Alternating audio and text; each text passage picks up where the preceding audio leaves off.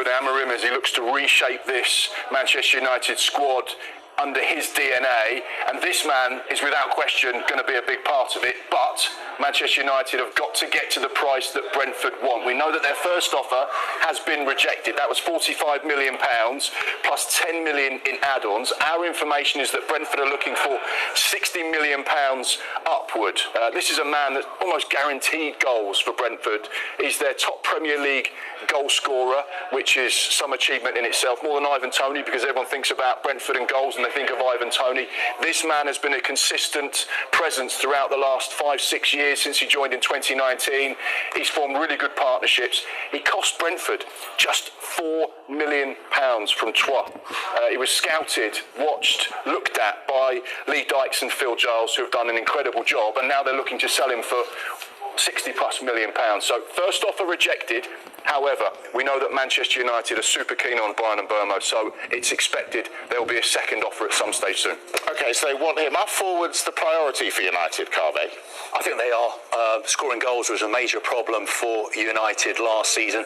They're moving quickly to address that glaring weakness. We've already seen them complete a deal for Matheus Cunha. I think Bryan Mbeumo has basically let everyone know that he wants to move to Manchester United as well. So I think there's a good chance that this deal will be done pretty quickly. Also, there's a possibility that United may sign another forward as well. There have been lots of reports today that they may go in for Viktor Gyokeres at Sporting.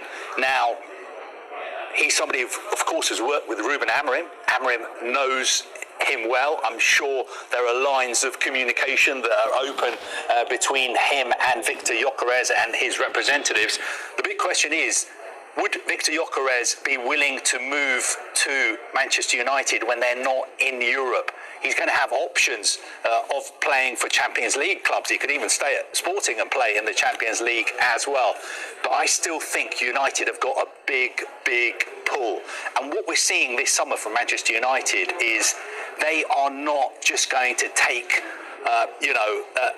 what's happened to them lying down. They're coming out fighting. I think they will spend big in the transfer window this summer. Of course, they will have to balance their books because of PSR, but I think we're going to see some real statements of intent from Manchester United because they want to get back and challenge quickly. Yeah, balance books. Hold on. It wasn't that long ago we were being told,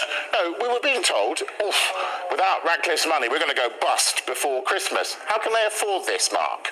Well, quite simply because they're Manchester United. They're Manchester United. They're one of the biggest clubs in the world. They turn over a huge sum of money, and they will try and trade and recycle cash. And that's what a lot of clubs are doing. How can we raise funds to spend money here? But we need to get some money in. Number of players I could chuck at you, Mike, that will be on the top of the list for Manchester United with regards to exits. Marcus Rashford. We know that the clause for Aston Villa to trigger was £40 million, so they'll be saying he's had a really good, solid second half of the campaign, played Champions League football. We know that there are suitors there. Wages may be a problem. But that's complex, isn't it? It's not complex. Easy to get him out. But if there is someone that can come to the table at Old Trafford and say, we want Marcus Rashford and we're willing to pay 30-40 million pounds, that will be offsettable 100% with regards to PSR because he's a homegrown academy product. So therefore, those are the ones that tick boxes. The same with Alejandro Garnacho, the same with Jadon Sancho. We know that there are players there potentially that could raise upwards of £100 million. Okay.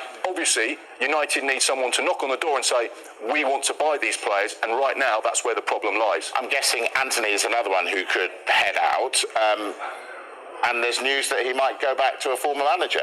Yeah, again, we're talking windows about the domino effect, and this is very much something that could be triggered by Florian Wirtz leaving Bayer Leverkusen, going to Liverpool, and we understand that the replacement for Wirtz at Leverkusen would be this man, Anthony. It cost Manchester United in 2022 £86 million.